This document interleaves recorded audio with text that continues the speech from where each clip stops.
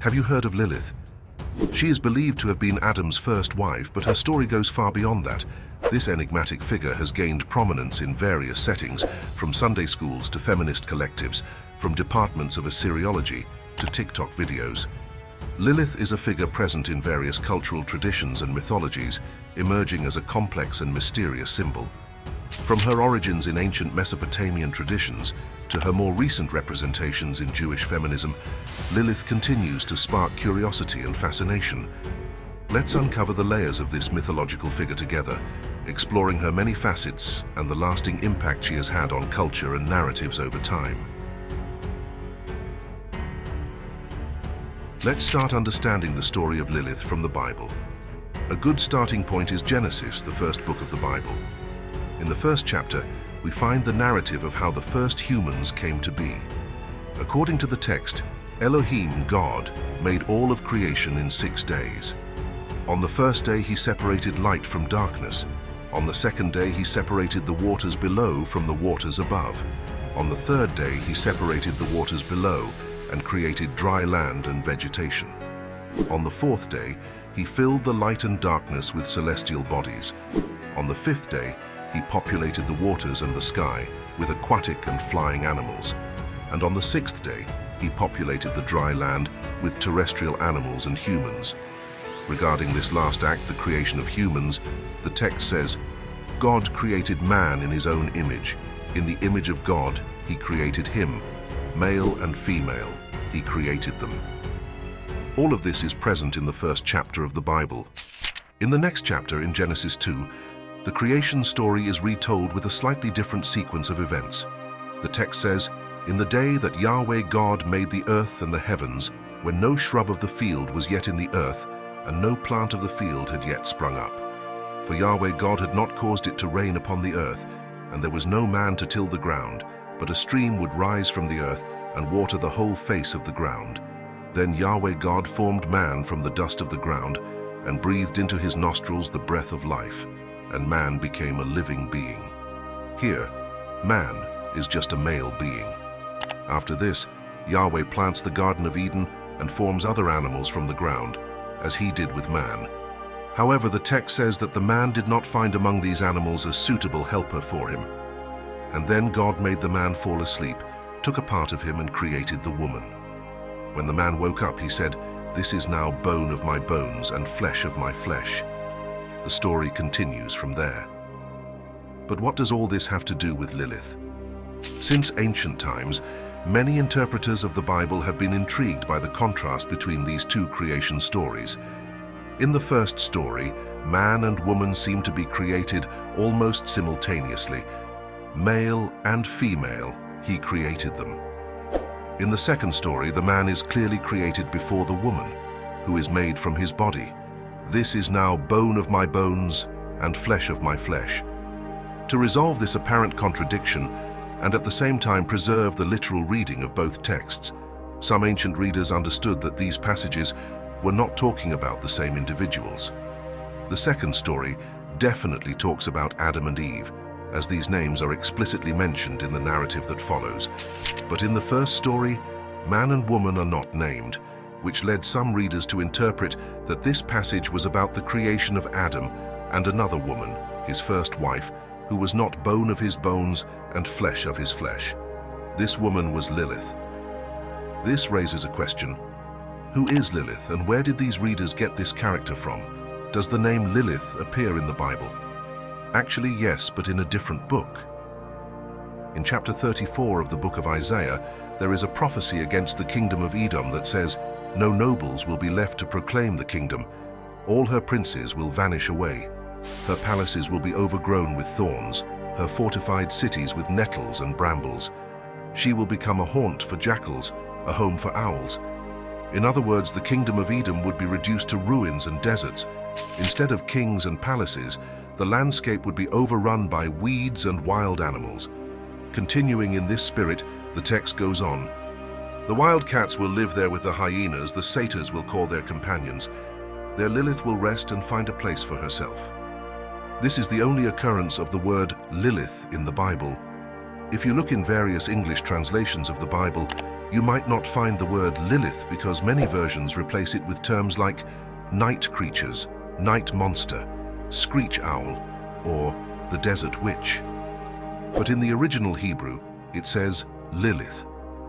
Interestingly, even in ancient translations, this term varied quite a bit. The Septuagint, for example, a Greek translation from before Christ, translated Lilith as onokentauros, a type of centaur, half man, half goat. The Vulgate, a 4th century Latin translation, turned Lilith into Lamia, a seductive creature and child devourer from Greco-Roman mythology. As strange as it may seem, this last translation by the Vulgate is not far from the original sense of the passage. The traits most commonly associated with Lilith in other sources, which we will soon analyze, are indeed seduction and attacking babies. But the original myth of Lilith, behind both the Lilith of Isaiah and Lilith, the wife of Adam, doesn't come from Greece or Rome but from Mesopotamia. And that's where we're headed next. Let's understand what was said about Lilith even before the Bible was written, and then see how this was incorporated into Jewish traditions. The word Lilith appears in Mesopotamian texts as far back as the 3rd millennium BCE. In the ancient Akkadian language, the term is Lilitu, and there is also the male form Lilu. Both terms refer to spirits or desert monsters responsible for causing various ailments, from fever and delirium to death. A Sumerian king list from around 2400 BCE mentions that the feared king Gilgamesh was the son of a Lilu. In the poem Gilgamesh and the Hulupu tree, from around 2000 BCE, Gilgamesh faces a Lilake, probably a variant of Lilith, who had taken possession of a tree belonging to the goddess Inanna. According to this story, Inanna had a tree planted since the creation times, which she nurtured to make a throne from its wood. However, as the tree grew, a dragon made a nest at its base, a giant bird settled in its branches, and a Lilith made her home in the middle of the trunk. At some point, King Gilgamesh, to please Inanna, went to the tree and killed the dragon with a single blow. With that, the giant bird got scared and flew to the mountains, and Lilith fled desperately to the desert, where she lived from then on. Besides this type of narrative text, we find many records of the name Lilith on amulets and other objects used to ward off evil spirits. An interesting example is a Phoenician Canaanite tablet that says, "O flyer in the dark chamber, leave at once, O lily." These words appear alongside various other incantations used to protect childbirth, preventing evil spirits from causing the death of the baby or the mother. A fascinating object depicts a Lilith as a kind of winged sphinx. Another possible representation of Lilith is the terracotta relief known as the Burni relief, or Queen of the Night relief, found in southern Iraq in 1924, but dating back almost 4,000 years. This relief shows a figure with wings and bird feet, accompanied by nocturnal creatures like owls and lions. However, we cannot say with certainty if this relief represents Lilith or a goddess, such as Ishtar or Ereshkigal, the queen of the underworld. These three possibilities are the main considerations of scholars today. Regardless, the fact is that Lilith, or Liliths in general, were very present in the imagination of ancient Mesopotamia. Consequently, these figures became prominent in the imaginations of neighboring cultures, including the Jewish people. We've seen that Lilith is mentioned generically in the book of Isaiah as a desert creature. But so far we haven't touched on the idea of Lilith as Adam's first wife. So let's finally dive into this topic, the oldest text that develops the idea of Adam being married to a Lilith, or even the Lilith, is where we begin our next discussion. The story of Lilith as Adam's first wife is developed in a medieval Jewish text called the Alphabet of Ben Sira. According to this text, in the beginning, God created both man and woman from the soil. The man was Adam, and the woman was Lilith. However, from the start, the two began to fight even during intimate moments. Lilith said to Adam, "I will not lie below." And Adam responded, "I will not lie below, but above, since you are fit to be below, and I above." Lilith then argued, "We are both equal because we are both created from the earth." When neither would yield, Lilith at one point uttered the sacred name of God, flew into the air, and ended up by the Red Sea, where she joined with many evil spirits and had many offspring. Abandoned, Adam pleaded to God, saying that his wife had fled. God then sent 3 angels, Sanoi, Sansanoi, and Semangeloth, to bring her back. The angels found Lilith and said, "If you do not return to Adam, 100 of your children will die every day." Lilith refused to return, so the angels threatened to drown her in the Red Sea. Faced with this threat, Lilith responded, "I was created only to cause illness to infants. If the baby is a boy, I have dominion over him for 8 days after his birth, and if it is a girl, for 20 days. Even after making this statement, the angels continued to urge her to return to Adam. Lilith then made a vow saying she would accept the loss of 100 children each day, and that whenever she saw the 3 angels or their names, she would refrain from harming any baby. The text concludes by saying that because of this, 100 demons perish every day, and that the names of the angels are written on amulets to protect young children. When Lilith sees these names, she remembers her vow, and the child remains safe. In summary, this story helped explain the Jewish custom of creating amulets with the names of the 3 angels to protect infants. Many Jewish practices were adopted to ward off the threats from Lilith. A first-century rabbi, for example, advised that a man should never sleep alone in a house to avoid being taken over by Lilith, especially in a sexual manner. Lilith's nocturnal visits explained occurrences of involuntary emissions, which in medieval Europe were also attributed to seductive demons known as incubi and succubi. Another anti-Lilith practice was the creation of bowls with incantations. We find many of these bowls with Aramaic inscriptions, particularly in the Babylonian region.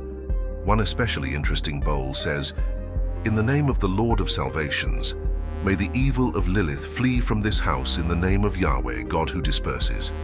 Some of these bowls even included divorce formulas to drive these spirits away from the household. One example states, "This is the get, ritual divorce, for a demon, spirits, Satan, and Lilith to sever them from this house.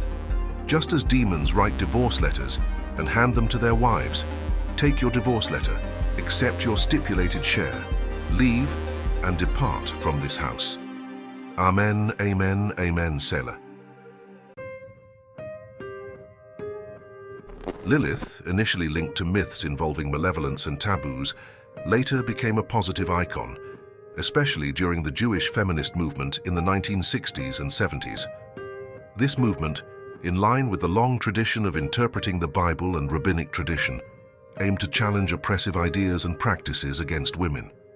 The narrative of a woman created from the same soil as man, under equal conditions, and refusing to accept a submissive position, became especially significant for Jewish feminism. In 1972, feminist theologian Judith Plaskow reinterpreted the alphabet of Ben Sira, portraying Lilith not as an evil entity, but as someone who escaped Eden to avoid Adam's oppression. In this perspective, Adam defamed Lilith, depicting her as promiscuous and a child devourer, while, according to Plaskow, Lilith represented a strong, free woman and a victim of demonization by male discourse. This positive reinterpretation of Lilith led to the creation of the Jewish feminist magazine Lilith in 1976, which continues to be active today. Thus, throughout history, interpretations of the character Lilith have varied widely, from Mesopotamian myths to incantation bowls, through Lilith as Adam's wife, and up to the feminist Lilith. Besides the Liliths mentioned, there are also Kabbalistic and neo-pagan interpretations. To maintain narrative clarity, I chose not to cover those in this video. I hope this exploration has provided a clearer understanding of the origins of this character and the concept that she was Adam's first wife. If you're interested in these topics, I recommend watching the 2 videos suggested next. Thank you for watching, and see you next time.